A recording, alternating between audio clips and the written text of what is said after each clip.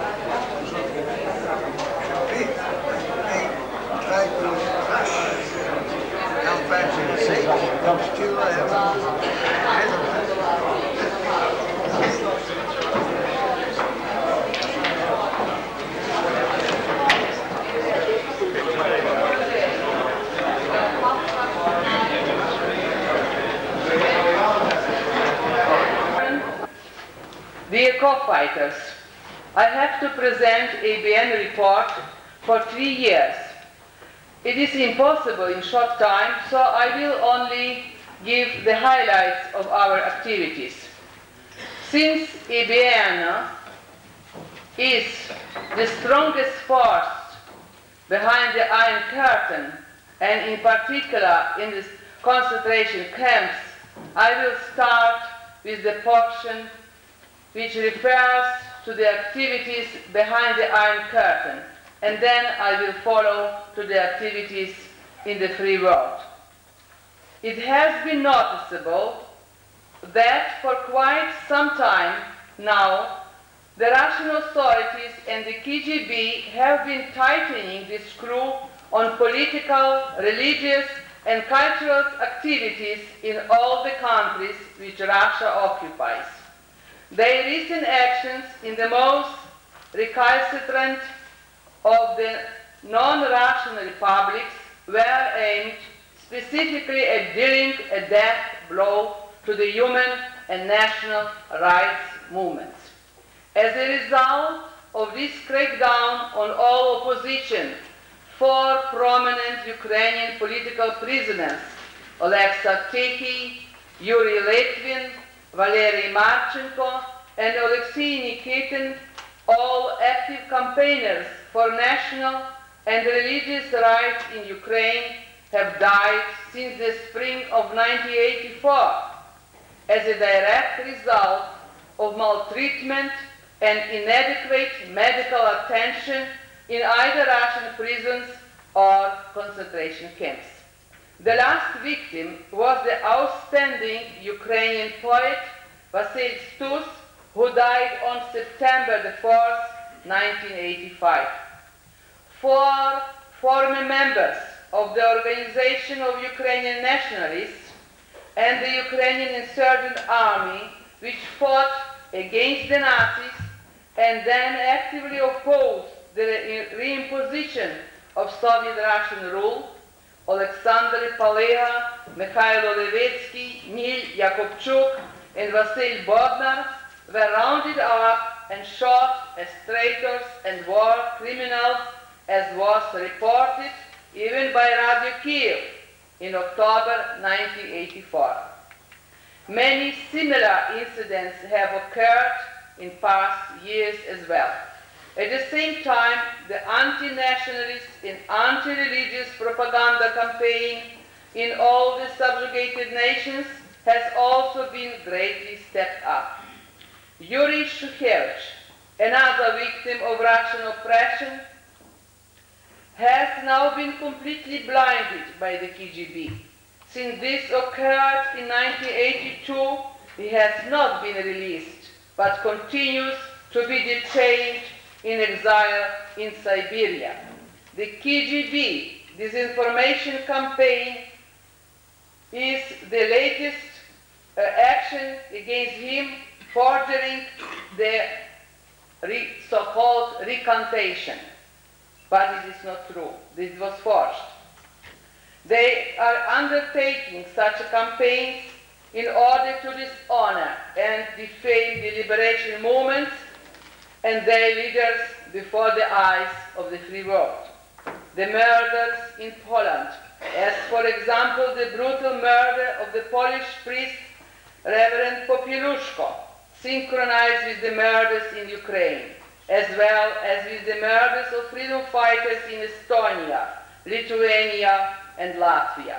All of these murders belong to the same common plan of terror, elaborated and realized according to the directives of Moscow.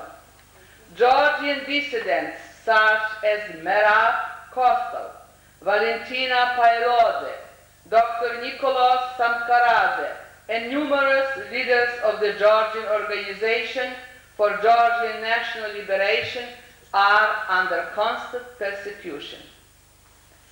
The Chronicle of the Catholic Church in Lithuania and in Ukraine reflect the recent resurgence of Ukrainian and Lithuanian Catholic activity in the respective countries and provide coverage of other religious and ethnic groups as well as nationalist resistance to the Russian communist regime.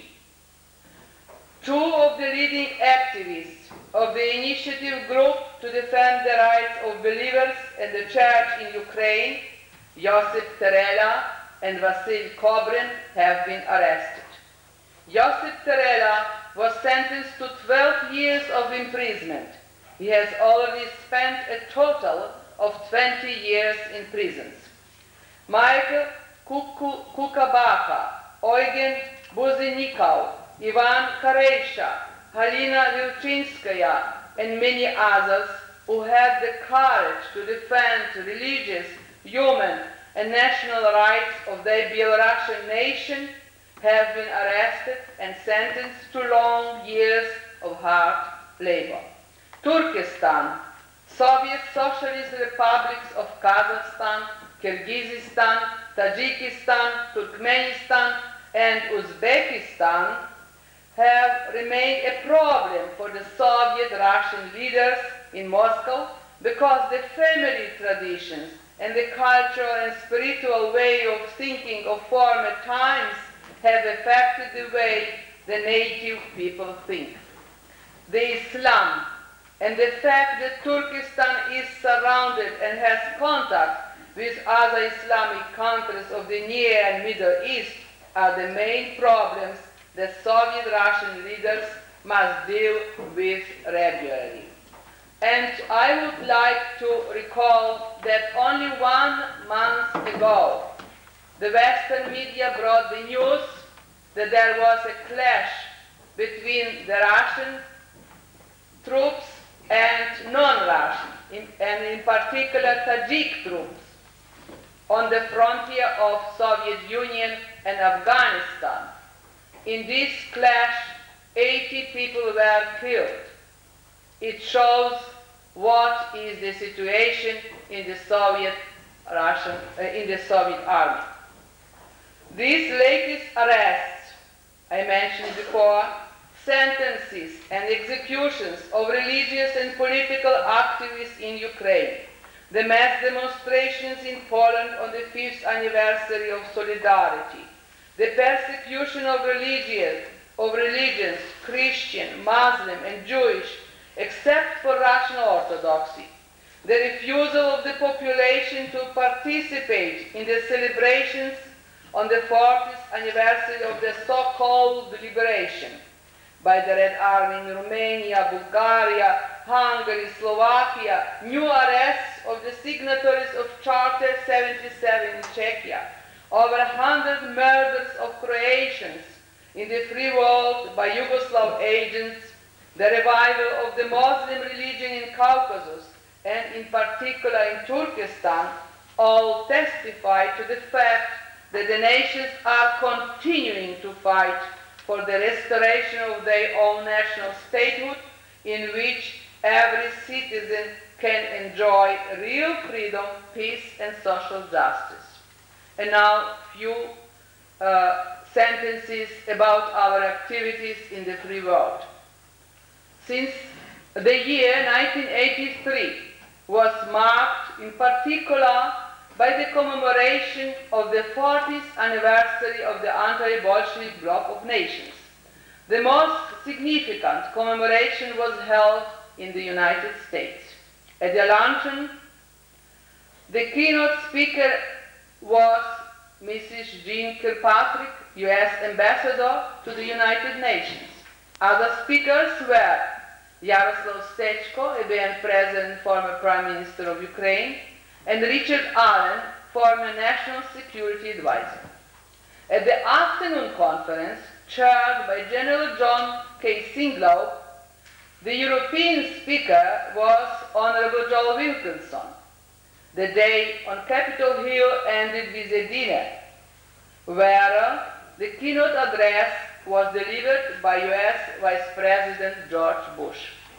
The culmination of the 25th observance of Captive Nations Week and the 40th anniversary of the anti-Bolshevik Bloc of Nations took place at the White House with a speech by President Ronald Reagan.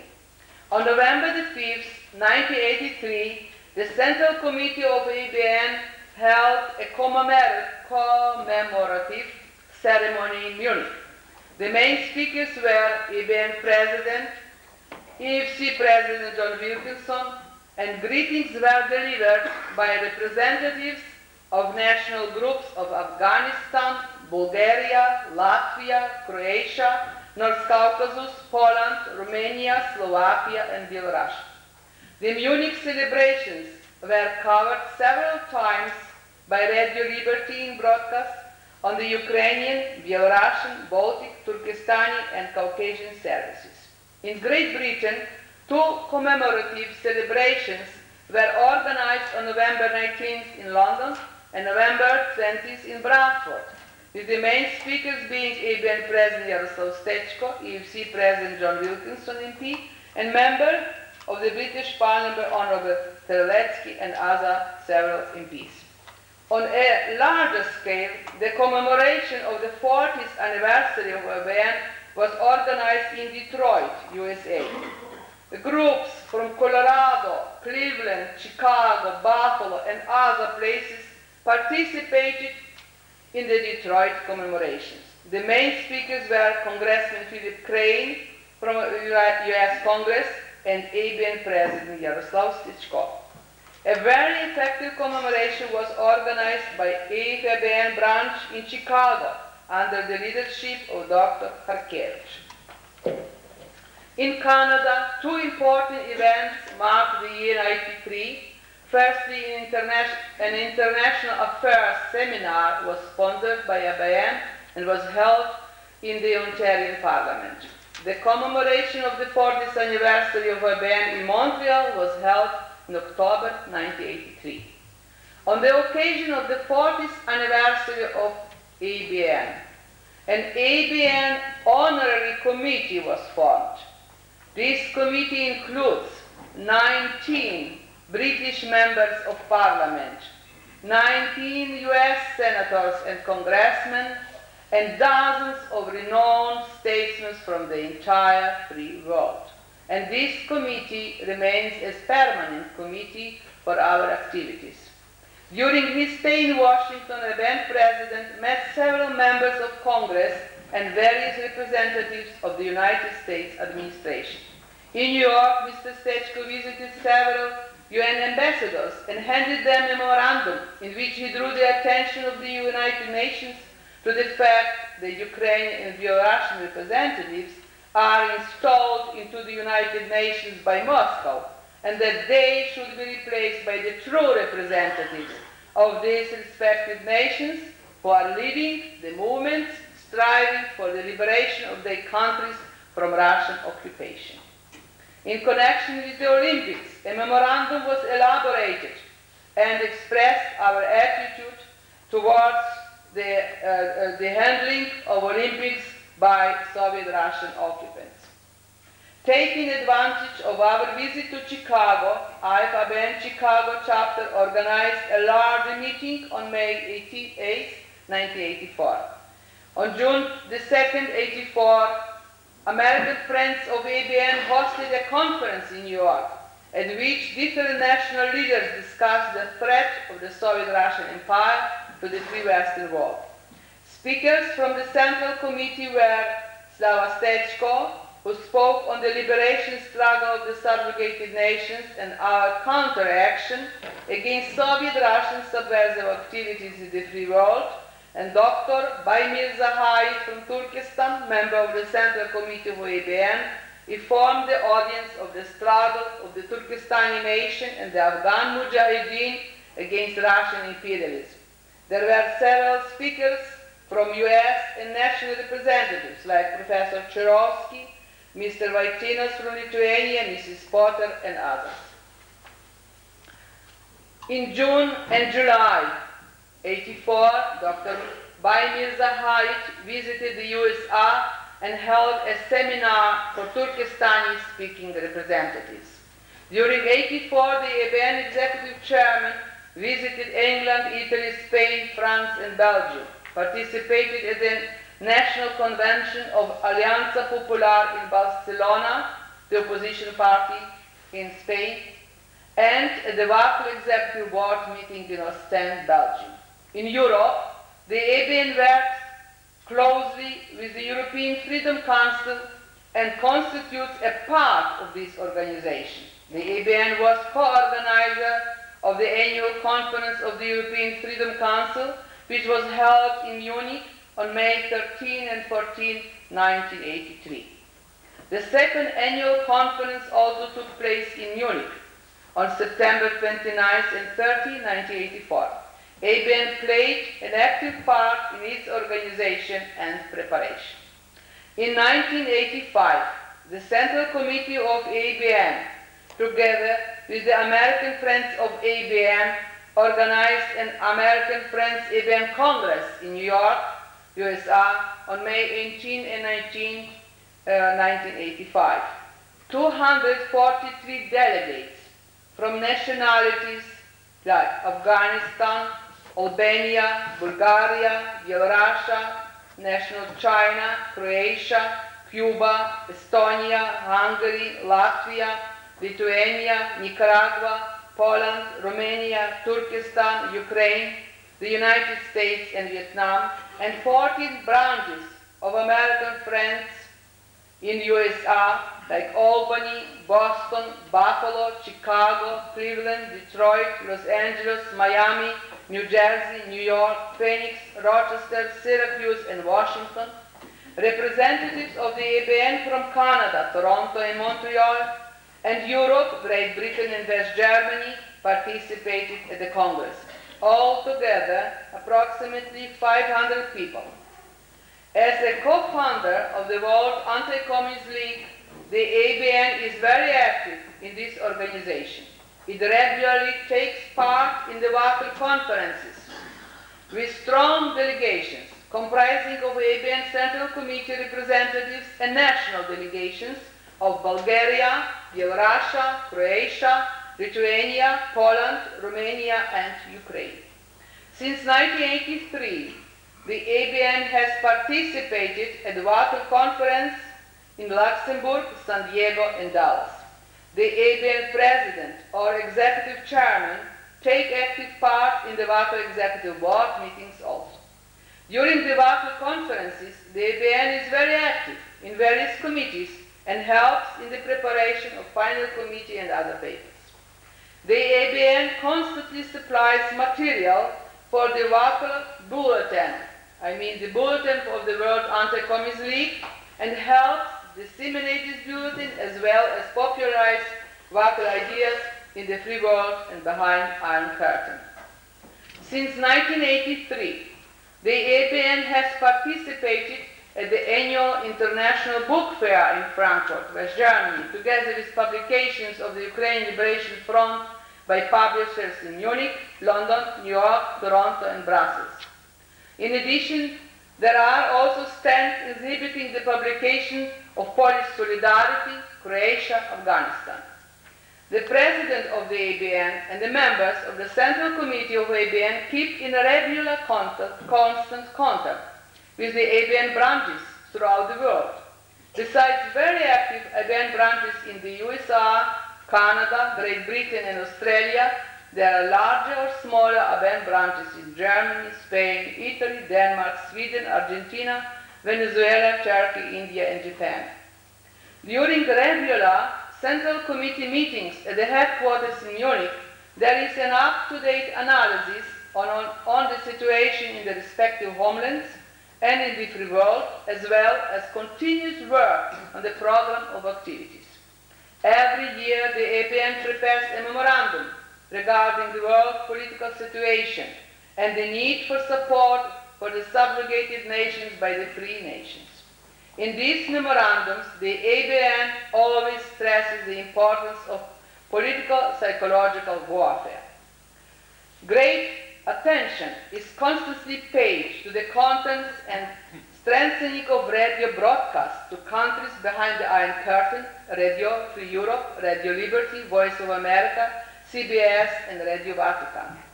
In 1985, over 60 memorandums were sent to members of the Board for International Broadcasting and the U.S. Congress. Every year, the ABN President and Central Committee representatives visit several times Washington, London, Paris, Rome, and Bonn in order to broaden ABN contacts with representatives of the U.S. and other governments, as well as members of parliaments in the free world, and to enlist their support for the liberation cause of the subjugated nations. Our publications, regular publications in English, ABN Correspondence, bi-monthly journal, with 8,000 circulation, and less European in French, Paris. Our newest publication in book form is The West's Strongest Allies, book containing collected materials from the ABN and EFC conferences, and the Norilsk Uprising, short memoirs by former political prisoner Yevhen Hrychak on the events of the uprising in the Norilsk concentration camps in 1953. The ABN headquarters in Munich also distribute and sell a great number of other editions, as for example, Nation oder Klasse by former inmate of Vorkuta concentration camp Wolfgang Strauss, Moskovщина by also former inmate on concentration camps Mr. Arye Budka. We have the pleasure to listen to him today. And the first guidebook to the prisons and concentration camps of the Soviet Union by Abraham Shifrin, the chairman of the Institute on Political Prisoners in Israel. Moscow constantly attacks ABN. Due to its activities, ABN is constantly attacked by Moscow. For example, on the occasion of the 40th anniversary of ABN, Moscow organized a press conference in Kiev, the capital of Ukraine, with a severe attack on ABN President Yaroslav Stichko and ABN activities in the Western world and behind the Iron Curtain. This attack was echoed through the Russian Empire. Over 30 major newspapers and journals published this attack, such as Известия with a circulation of 8 million, Правда, Радянська Україна, Робітнича газета, Голос Родини, Літературна Україна, Молодь України, Сільські вісті, Perspectives in Poland, and many, many others. Several brochures were published in different Western languages by Moscow, full of defamations of various ABN leaders and the liberation movements. Lies are being reprinted and published by Moscow's helpers in the free world. But the strong, active participation of young people in our liberation movements behind the Iron Curtain and our activities in the free world are the best proof that finally, not Moscow, but our nations will be victorious.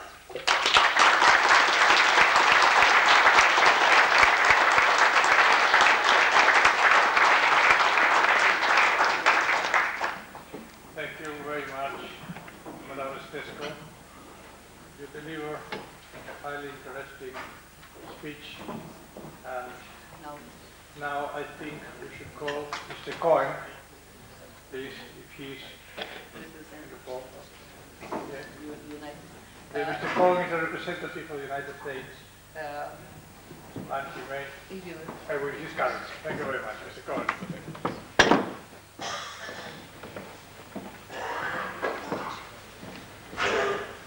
Thank you very much. My name is Bonner Cohen. I'm the International Director of Save the Oppressed People, a human rights organization located in Washington, D.C. My very brief remarks this morning will be on SDI and the future of freedom. Ladies and gentlemen, imagine, if you will, a world in which humanity is no longer threatened by the specter of nuclear annihilation. Imagine, if you will, a world in which freedom-loving people are no longer threatened by the Soviet Union. What I am talking about here is not some golden age long past, ne'er to come again. What I am talking about here is not a pipe dream, a fantasy of an age that will never come. What I am talking about here is a reality that will begin to emerge toward the end of this century. What I am talking about is the world of SDI. As fate would have it, our meeting here in London coincided with the Geneva summit between President Reagan and Mr. Gorbachev in Geneva. I think it is safe to say that unlike so many other meetings between East and West over the past 40 years, this particular meeting was characterized by one fact which I think cannot be denied. In Geneva, there was one very clear loser, and that loser was Mr. Mikhail Gorbachev. Why did Mr. Gorbachev end up being the loser at Geneva? Quite simply because it was his express purpose in Geneva to kill or at least delay the American initiative of SDI, the Strategic Defense Initiative. Mr. Gorbachev failed in this mission, and he failed completely. Why does Mr. Gorbachev and the other gentlemen in the Politburo, why do these people fear SDI so much? They fear it both for technical and political reasons, and the technical and political reasons are inextricably linked. Quite frankly, given the West's superiority in technology, microelectric technology, computer chip technology, laser particle technology, a superiority that has a gap that will be widening and widening as the years to come. The Soviet Union's leadership is well aware of the fact that it simply cannot match the West's superiority on these fields.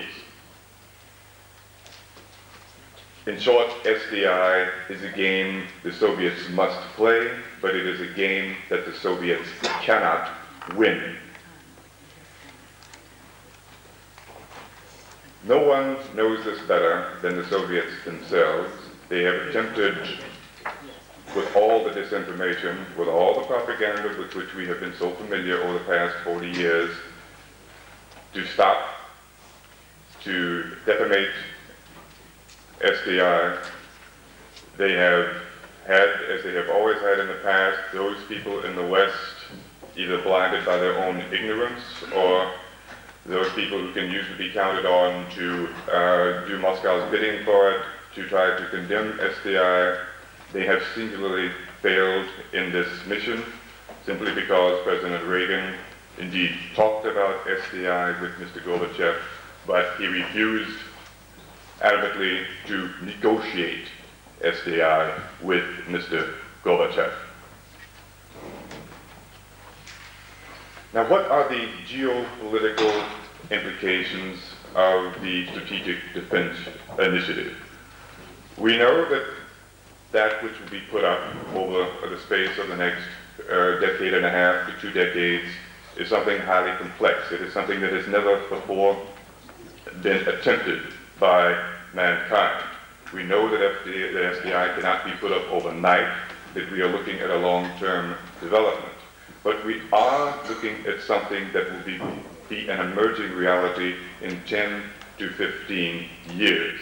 To those who would say, well, fine, a defensive shield put up not only over the United States, but also over Europe and Japan and all of the free world, when it's initially put up maybe only 50% certain.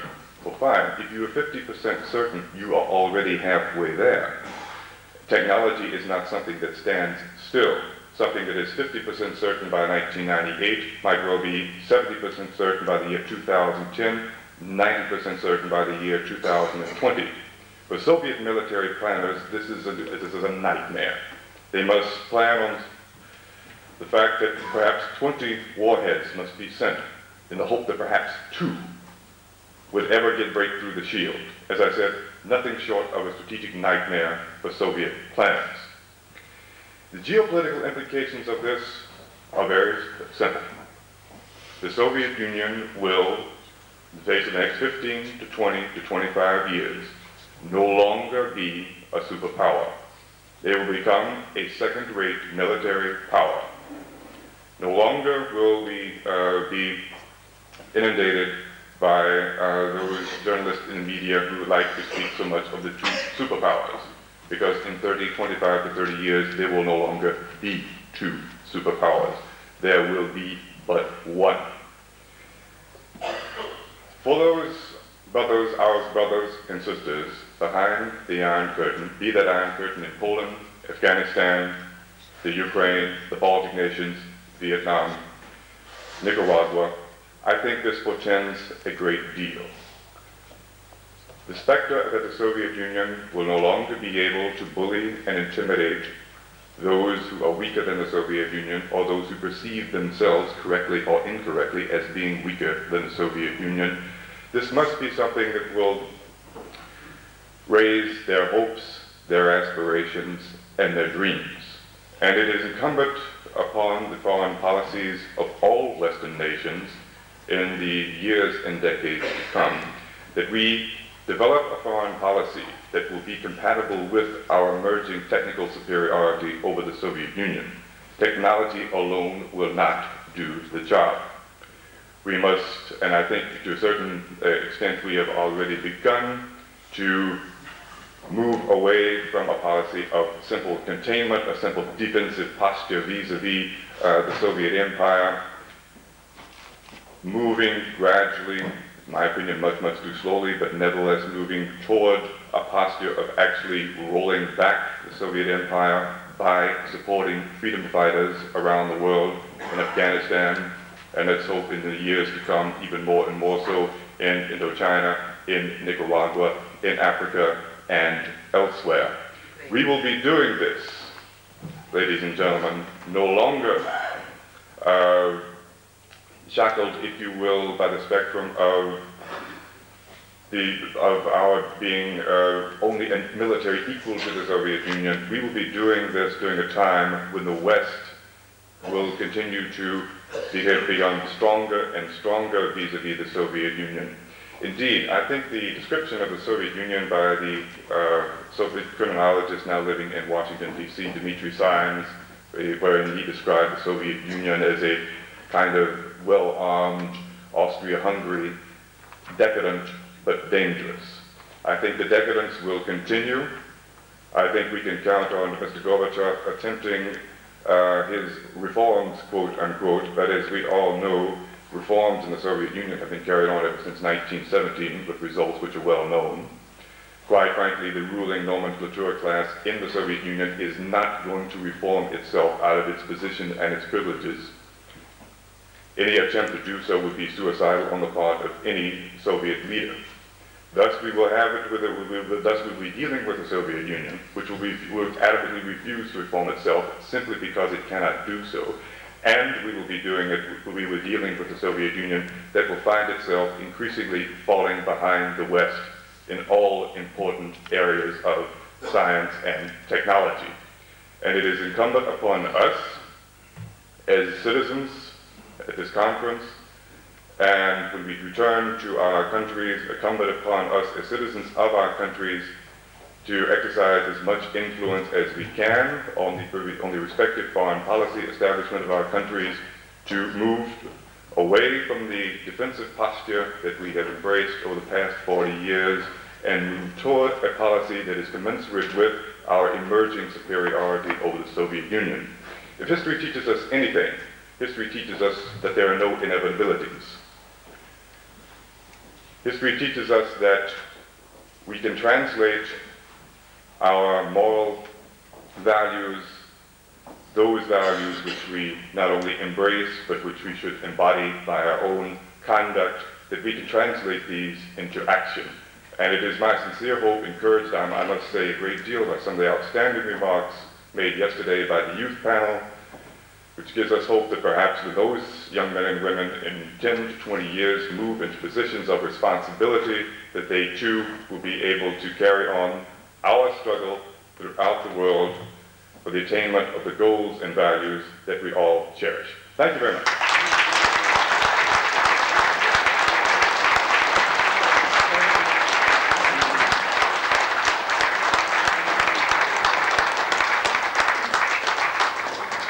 Thank you very much, Mr. Cohen, for those very kind words, especially concerning yesterday's panel of youth, which is a great hope. And now, perhaps we can call one of our main speakers, Mr. Ari Woodka. Mr. Ari Woodka is a former long-term political prisoner of Soviet Russian concentration camps. Mr. Woodka currently resides in Israel, is the author of many articles and commentaries on concentration camps and Soviet Russian oppression, nations and peoples.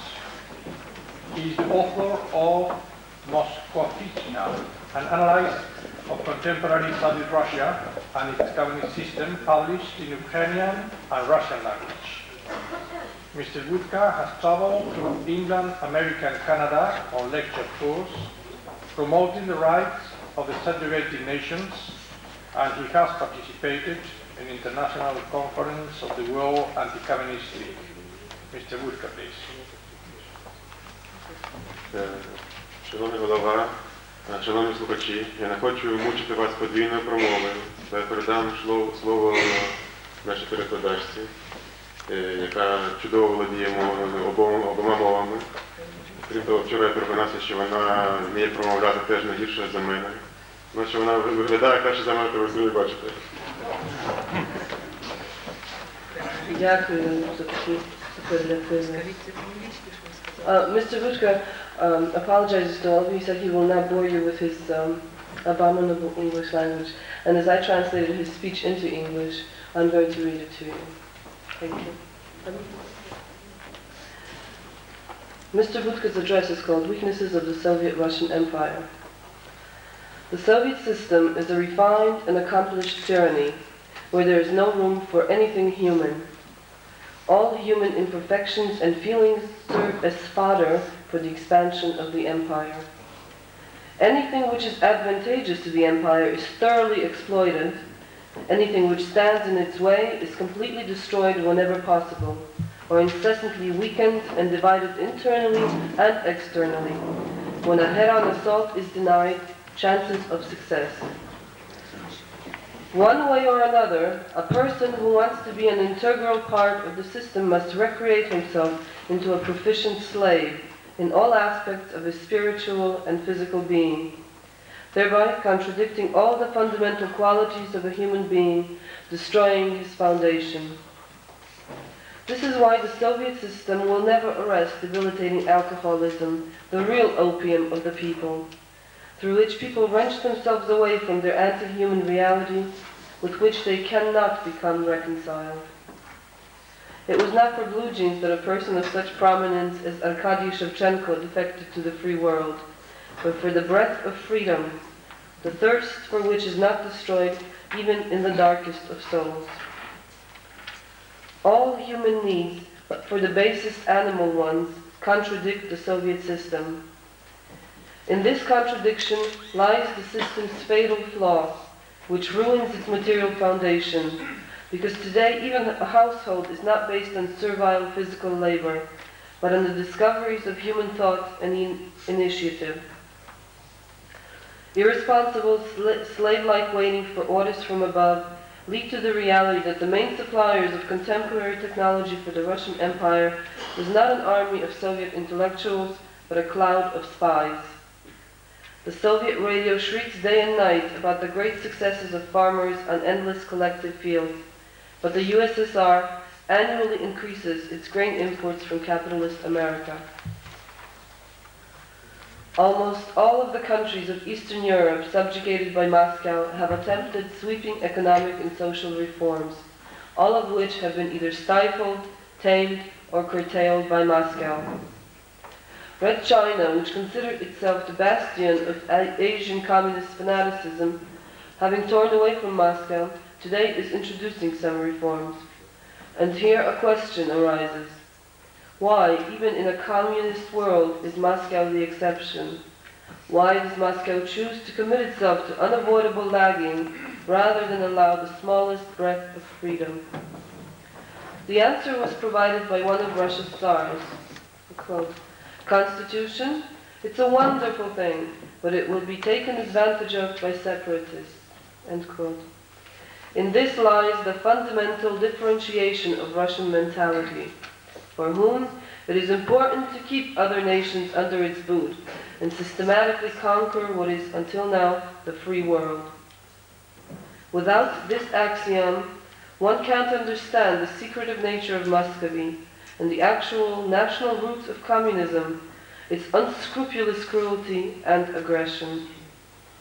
National feeling and identification, dignity, affiliation with one's native culture and language, this is the invincible impetus which is one of the strongest needs of the human soul.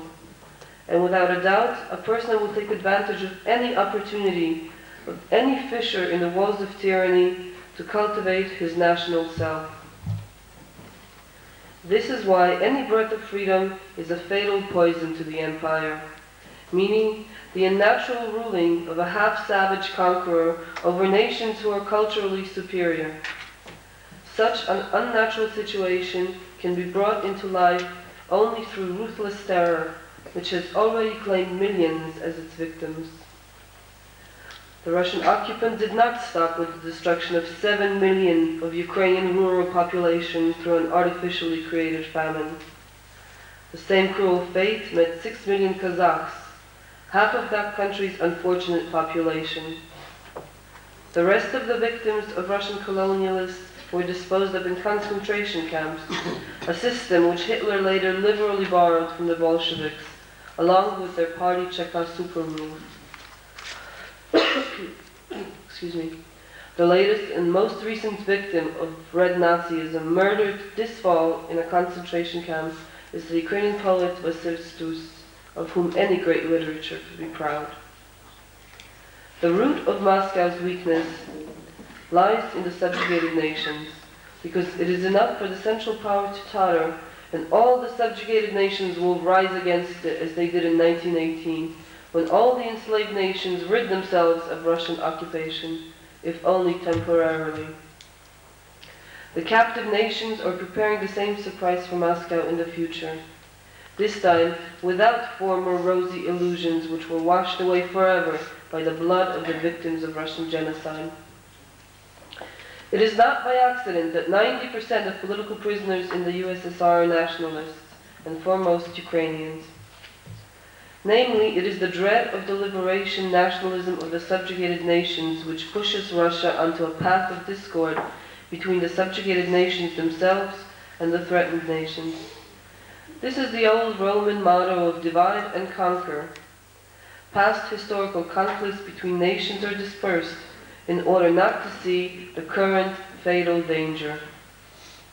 I want to personally bring your attention to the brutal persecution long endured by my people, the Hebrews, at the hands of Moscow, and to the frightening dangers being prepared for all of us by Moscow. This may pose a question by some of my compatriots. Are they struggling against a real mortal enemy, or maybe, in total ignorance, against shadows of the past? Namely, it was we, the Hebrews, who became the first victims of Bolshevik linguicide. The Hebrew language was banned as reactionary in 1918. All our national awareness was already being mercilessly destroyed in the 1920s. Members of the Zionist movement, even extreme leftist ones, the faithful, rabbis, people of Hebrew cultural orientation disappeared from life. Wide national strata of primarily poor people were treated as minor bourgeoisie and were subjected to brutal dekulakization. When eventually all that was nationally conscious and aware was destroyed, and the people were left without any economic base of their own, the time of our quislings arrived, who helped Moscow organize those repressions in the name of communism. In this way, the treacherous Hebrew section was destroyed because the Moor did his job, and after great purges of the huge party Cheka apparatus, only a few persons of Hebrew origin could be counted. The next step was the destruction of the Yiddish culture and its bearers. Not one Hebrew school, not one Hebrew language book remained in the empire. The death of Stalin saved the remaining Hebrews from organized pogroms and exile in Siberia, but the danger did not disappear. The diplomatic, propagandist, and military endeavors of the USSR for over 20 years have been concentrated on the destruction of Israel and on the fomentation of savage anti-Semitism in the USSR and throughout the entire world. I have with me a collection of Nazi and Soviet anti-Semitic caricatures which are completely identical, depicting Hebrews as inhuman beings, as global exploiters who feed off wars, who are the enemies of mankind who aspire to seize the entire world, if not already reigning with the help of a universal conspiracy. This is the propagandist background in which in recent years they have wounded Karmi Elbert, a Hebrew child in Kyiv, murdered Makman in Minsk, gouged out the eyes and destroyed the face of prisoner Zion Bernstein, raped and tortured Dan Shapiro, injecting him with drugs, throwing him sacrificially to the dogs, broke the ribs and dislocated the kidneys of Zachary Zinstein and Lazarus Lula. In a Siberian concentration camp, they mercilessly beat Julian Edelstein, a religious Hebrew prisoner convicted of, quote, ritual drug abuse, unquote, a new version of using blood for matzah. Hebrew blood is flowing. Hitler also began with the Hebrews, but he had all of mankind in mind. The Hebrews, Ukrainians, and other nations subjugated by Moscow reply with an incessant spiritual and national rebirth, even under such horrible pressures. Our answer, the answer of all free people who desire to remain free, must be a thorough boycott of Moscow and support for the liberation struggles of the nations occupied by Russia.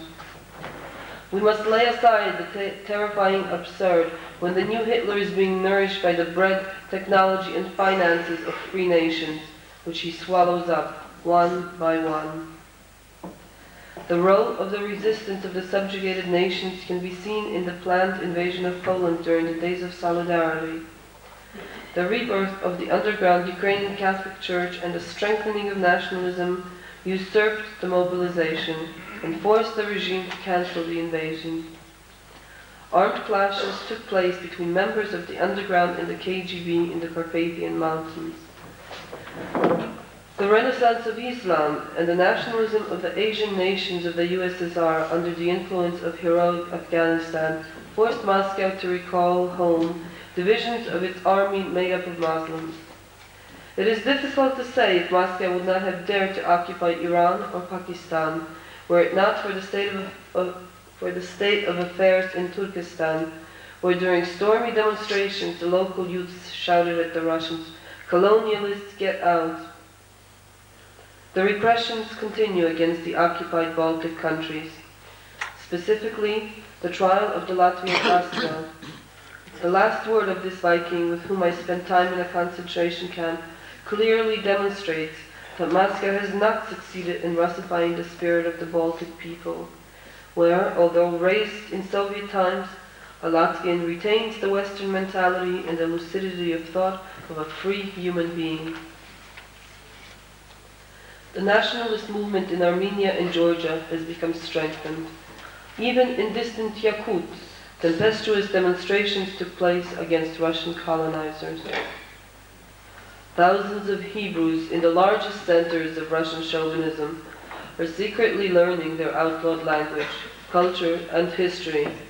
They walk about dressed in traditional Hebrew garb, openly returning to their persecuted faith, continuing their sacrificial struggle for their right to return to their reborn Hebrew homeland. Moscow lies, claiming emigration has ended and all those who wanted have already emigrated, while at the same time Hebrew patriots languish in Russian prisons, denied immigration to Israel by the hundreds of thousands. We, a small group of activists in Israel, have documentation on thousands of families who for endless years received denials from the government to their official requests for repatriation to Israel. Anyone who wishes can receive this list document of the lies and cruelty of Moscow, whose word cannot be believed. This sacrificial struggle of the nation subjugated by Moscow has wide humanitarian significance for the free world. Namely, it is this struggle which will determine whether the free world will remain free or fall into the darkness of Muscovite slavery. Liberty is indivisible. If Moscow stifles the resistance of the captive nations, nothing will hold back Russian imperialism from a general offensive on the free world. A victory of the subjugated nations over bloody Moscow will rid the world forever of a fatal threat, of the Russian Damoclean sword which today hangs over all of humanity. Communism incites wars and terror in the world. It is not stopped by anything in its thirst for world domination.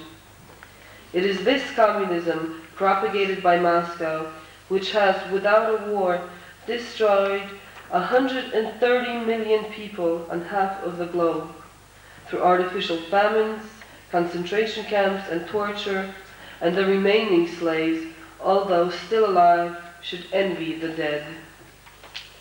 He who claims that it is better to be red than to be dead does not know what he is talking about.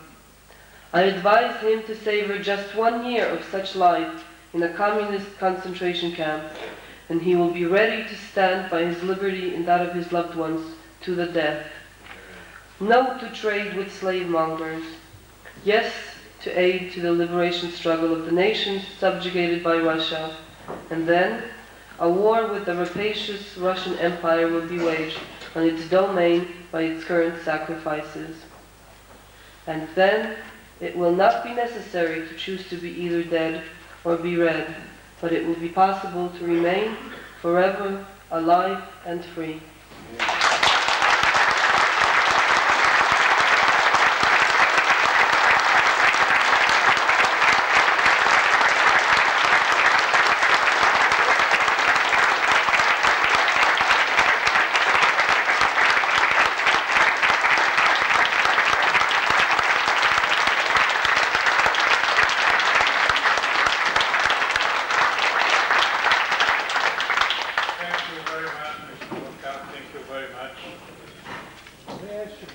Now that after those very illuminating speeches we have heard, we could just have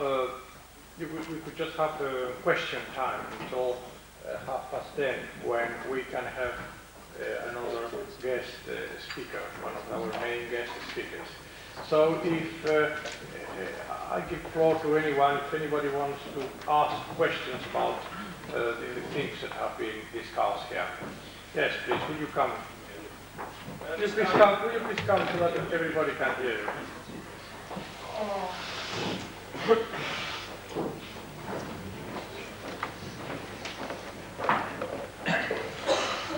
Just a brief question. Mr. Arivutka, is there any way you can contact Simon Wiesenthal and persuade him to concentrate upon the real executionists of your countrymen.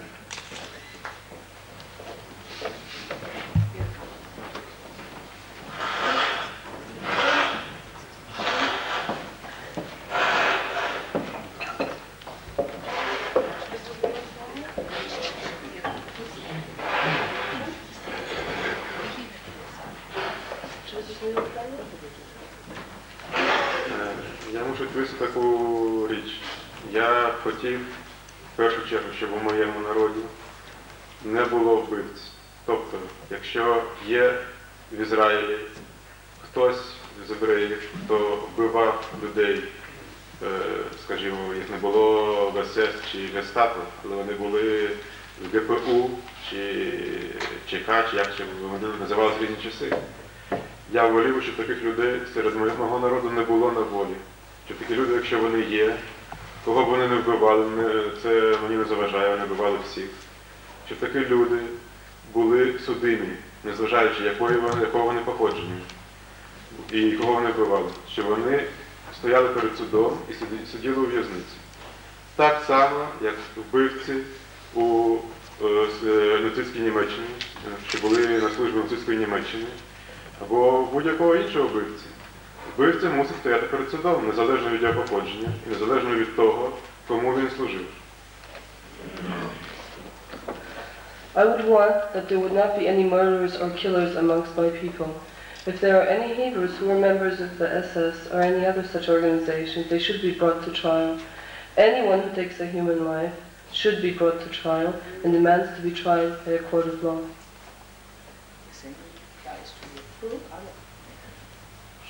I don't mean only my people, the Hebrew people, but every other people of the entire world.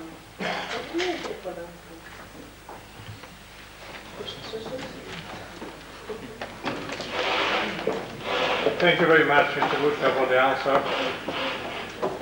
You may take some more questions, maybe. Yes, yes, please.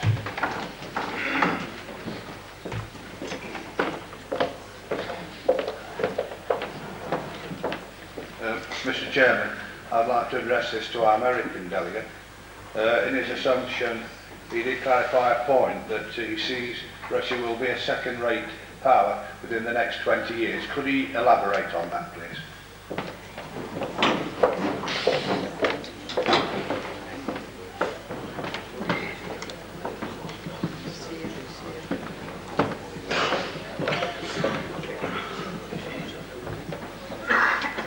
When we refer to the Soviet Union as a superpower, we do so, of course, strictly in military terms. Economically, the Soviet Union has been referred to as either the poorest country in the first world or the richest country in the third world. Take your pick. Be that as it may, the economic difficulties the Soviet Union will be facing in the years to come are somewhat different from the economic difficulties the Soviet Union faced in 1917. It's quite fashionable to talk about the economic difficulties of the Soviet Union. Actually, the Soviet Union has had economic difficulties ever since its inception. What differentiates the present situation from the past is the fact that those economic difficulties that the Soviet Union will be facing have certain geopolitical and military implications. The Soviet Union will not be able, as in the past, to match Western military strength by simply producing more and more quantitatively with some improvements qualitatively. The strategic game that will be played in the years to come, particularly with respect to SDI, will be a game where technology will rule supreme. The Soviet Union, being the closed society that it is, simply will not be able to compete with the West in general, the United States in particular, as the 21st century comes into being. I think the Soviet leadership is well aware of this. That they are so vehemently opposed to SDI reflects a fear that, in my opinion, is well-founded. Trying to keep the economic keel, trying to keep the Soviet economies on an economic keel while at the same time competing in a military fashion with the United States wherefrom one can assume from the very beginning that the Soviet Union will simply not be able to keep pace. As a matter of fact, they're falling farther and farther behind, and we can assume over the years and decades to come that the technological gap between the West and the Soviet Union will widen and not narrow. This is not going to be something, as I pointed out, that happens overnight. The implications of this will probably not make themselves be felt for another 15 or 20 years. I think you might begin to see the initial installment of some relatively primitive SDI system by the end of this decade. It will be throughout the decade of the 1990s and the first years of the 21st century that the protective shield will be put into place on a step-by-step basis, not only over the United States, but with the consent of the allies of the United States, also over Western Europe, Japan, and whichever countries desire the protective shield. As I said, this will radically change